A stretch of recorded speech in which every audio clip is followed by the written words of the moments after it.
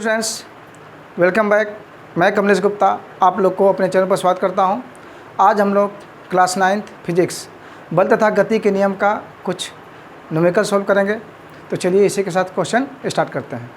Question है हम लोग का कि 5 kg द्रव्यमान का एक पिंड 10 मीटर प्रति सेकेंड के वेग से चल रहा है।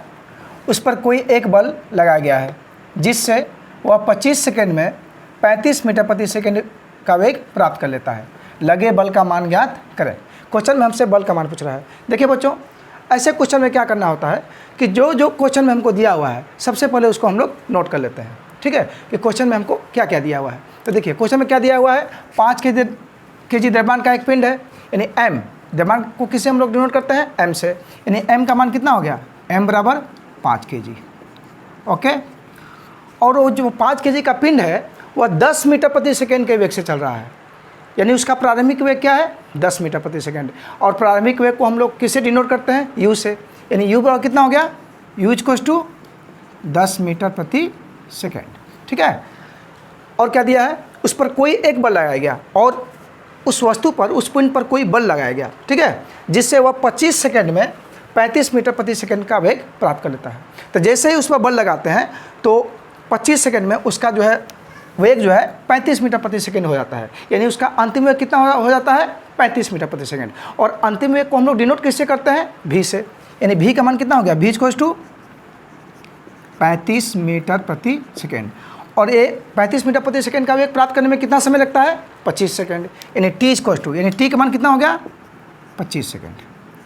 ठीक है, एक क्वेश्चन में हमको दिया हुआ है और हमसे क्या पूछ रहा है, लगे बल का मान ज्ञात करें, यानी हमसे बल पूछ रहा है, यानी F पूछ रहा है, F equals to question mark, यानी ये हमसे क्वेश्चन में पूछ रहा है।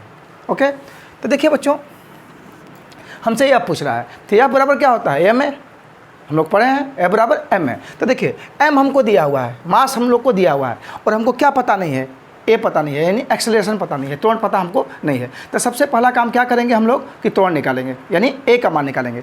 और a का फार्मूला हम लोग क्या पढ़े हैं, त्वरण बराबर क्या पढ़े हैं हम लोग, a बराबर v माइनस u बटे में t, ये हम लोग पढ़ चुके हैं।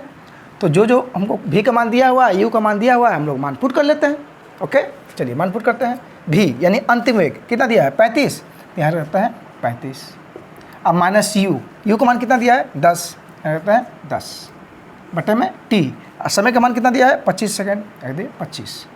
ओके, या 25 में से 10 घटा कितना हुआ, 25, तब 25 बटे में 25, 25 से 25 कैंसिल, कितना हो गया, 1 यानी त्वरण कितना निकल गया, a मीटर प्रति सेकेंड स्क्वायर, यानी a इक्वल्स टू कितना हो गया, 1 मीटर प्रति सेकेंड स्क्वायर, यानी त्वरण आपका निकल चुका है, एक्सेलरेशन आपका निकल चुका है। अब हमको निकालना क्या है, F का मान, यानी बल निकालना है। तो बल बराबर क्या पढ़े हम लोग, F इक्वल्स टू m है।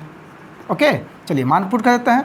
F बराबर m का मान कितना दिया हुआ है, 5 kg, रख दिया 5 गुणे a का मान कितना दिया है, 1, तो 1 हो गया, 5 इकाई 5 न्यूटन। बल को हम लोग न्यूटन में मापते हैं, यही होगा आपका आंसर। ओके, आई होप आप लोग को समझ में आ गया होगा। अगर कुछ भी डाउट हो तो आप हमको कमेंट सेक्शन में कमेंट करके बता सकते हैं। Okay, thank you.